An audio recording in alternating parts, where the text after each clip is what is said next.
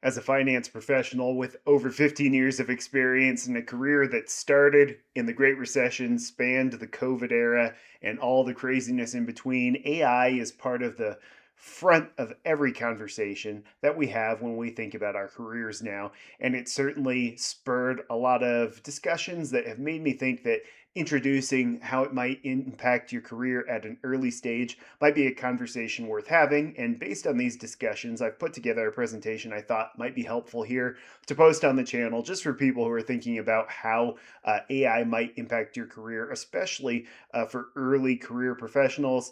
This has been on the front of my mind as I think about my own kids. My oldest is starting high school in the fall, which makes me feel absolutely ancient, but it's the truth, and it is going to impact her own career aspirations and her journey. So, with her in mind, as well as anyone else early in their career, I put this together and wanted to share it with you. So, how can you use AI to launch your career, and where does it fall short?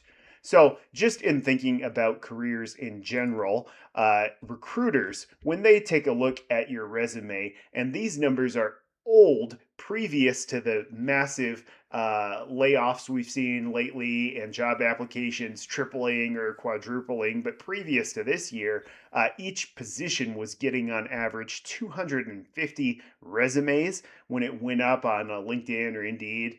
And that recruiter only is able to spend somewhere around 7 seconds on each of these resumes. If you look at the image on the right, you can see the pattern that they use to review resumes looks kind of like an F, where they'll look at the top, see who you are, scroll down the left, and they'll also look at your most recent job title and maybe briefly at the description. But that's just about it.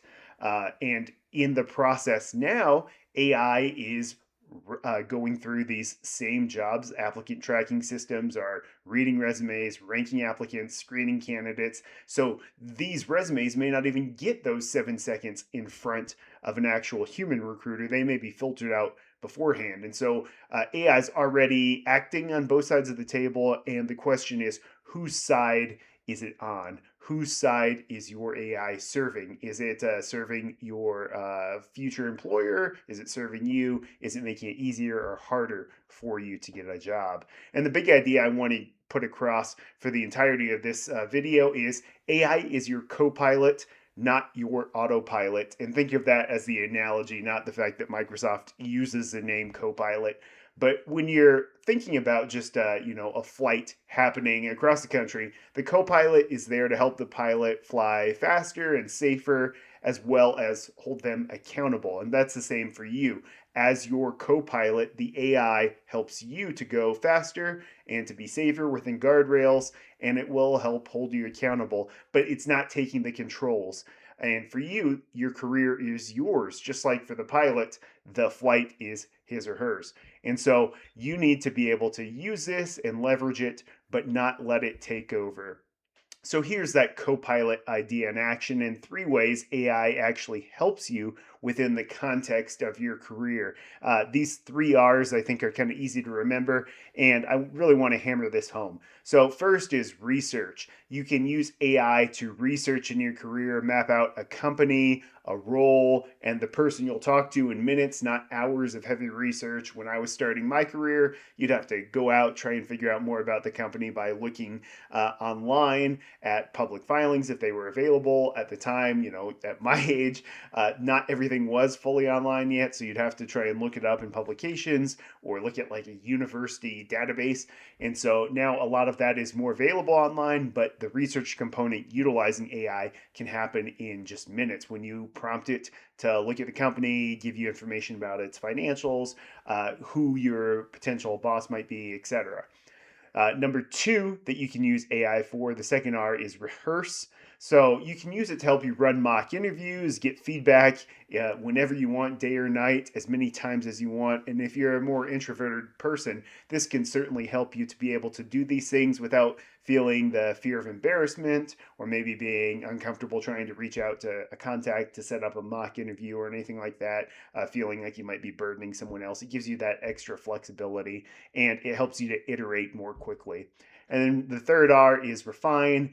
You can use AI to refine everything that you're putting together in your package, whether that's your resume or your cover letter. You can tighten up those bullets or whatever messaging you want.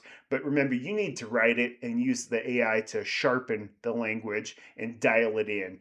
Your ideas still need to be there because when it comes time to actually interview, you're going to be the person that's in front of the hiring manager or the HR person, and you'll have to answer those questions. And if you've solely relied on AI, it's not going to go well for you because you're not going to be able to answer or respond in an articulate way because you've handed it off. So again, co-pilot, not autopilot.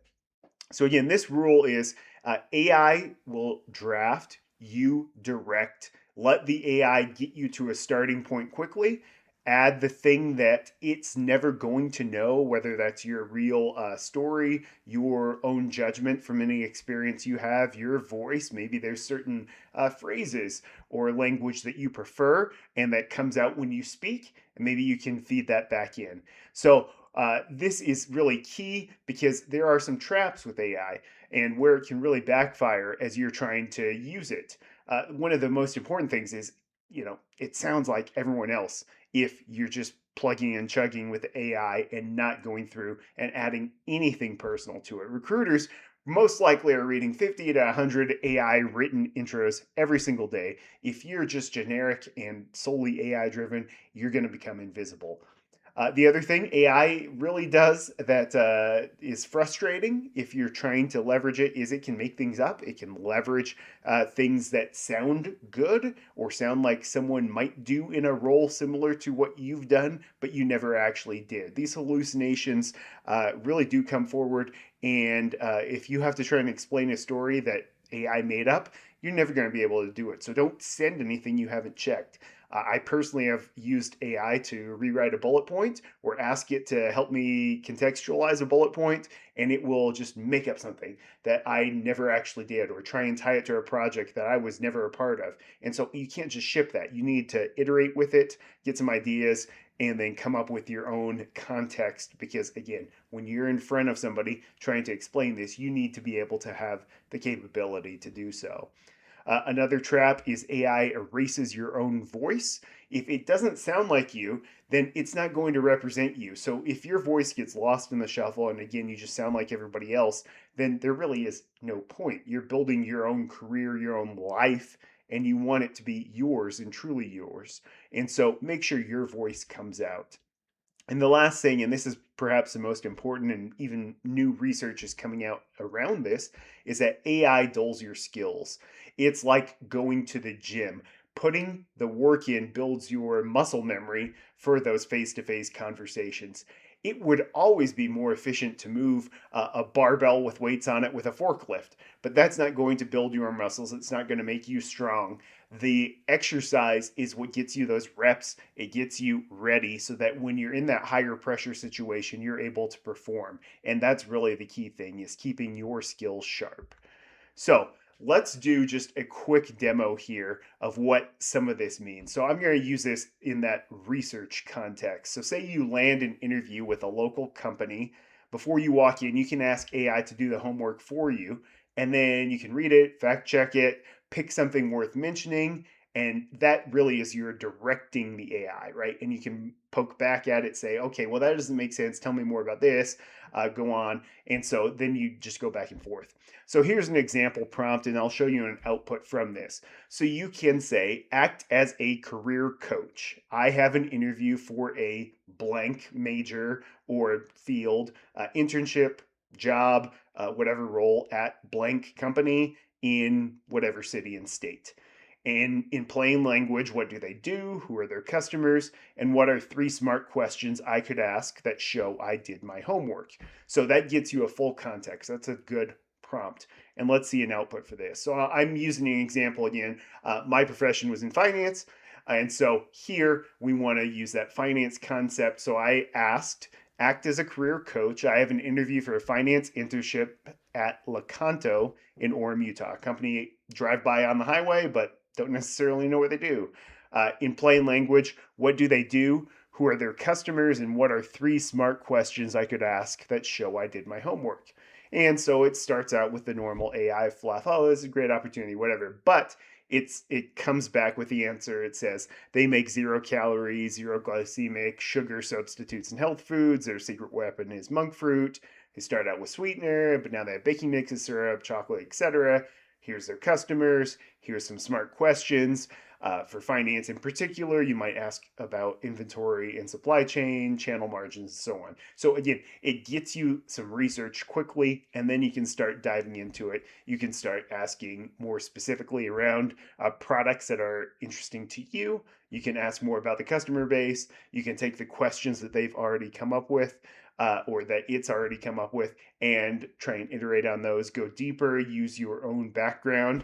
I personally have worked in finance within manufacturing, and so maybe I could spin that off into more of that manufacturing context. But again, you have a demonstration here of what it can do, and that research component is really powerful. Another example here is using it to refine something you've done. And this is a rewrite. And I've called this your turn because I'd like you, as you're watching, to kind of think through it. So if you get just something bland and generic back from AI, it says something like, "Hi, I'm a motivated business student or early career professional, passionate about marketing, finance, whatever, and eager to bring value to your team," if you were trying to introduce yourself. And that just doesn't tell a ton about you, what you've done, who you are. So take something like that one sentence intro that an AI might spit out, rewrite it, adding something specific and true, of course, that only you would say. Then read it out loud. Does it sound like a real person? Practice, and now you have your own personal elevator pitch or quick intro. AI can get you that starting point, but you're going to win on what's really yours, what's authentic to you, whether it's a real class you took in school, a project you did in your career, whether it's early career, or even if you're a mid or late career professional, something that you actually did and a real reason why you care about their business and how you can contribute. So, again, remember, a bland version of an intro is forgettable. It's the same as everyone else who's applying. Your one true detail that you add is going to help it land. The part that AI can't fake is who you are and what you've done. And really, that's the whole skill. AI can do 80%, or maybe not even that much, but you direct the percentage that's going to win in the conversation, as well as in every interview context or interaction that happens in the future. The thing I want you to take away from this short video is that, again, you use AI as your co-pilot to research, rehearse, and refine, and then add your own voice. And as always, use this with integrity. Be honest about it. If you're in school and your syllabus dictates something, or your employer has a policy that sets rules around AI, make sure you follow them and say when you've used AI. It's not something you want to bury, and it can become very obvious. You can even see in this deck, I took all the ideas that I had been thinking of and I put it into Claude to create the deck itself. Now, the context and the content is all things I've had in conversation and been thinking about.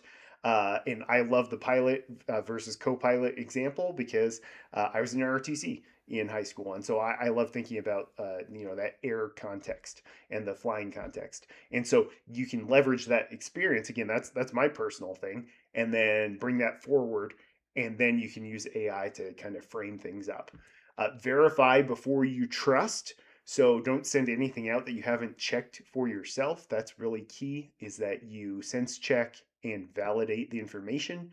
And then finally, keep it yours because your name is on it. Make sure it stays true to you. And of course, your own personal integrity shouldn't be compromised because AI exists. So again, start today. If you have any questions, let's talk about it. Drop those down in the comments, and hopefully we can have a good discussion back and forth. Thank you for watching, and I'll see you in the next one.